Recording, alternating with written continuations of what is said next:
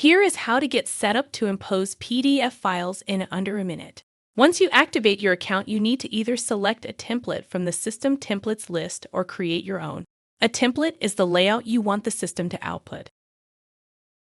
Take this example. You have a job where you have to merge multiple PDF files of wristbands. They are 10 inches long by 1 inch wide, and you need to impose these on sheets that are 12 inches by 18 inches.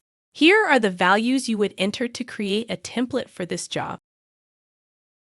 Once you have a template, head to the Merge section and select the template from the drop-down. You can drag and drop your files right in the browser or upload them via traditional FTP. Then select all or just the files you want to impose and click the Build button. Navigate to the History section and you'll see the app working. Once it's done, there will be a download button.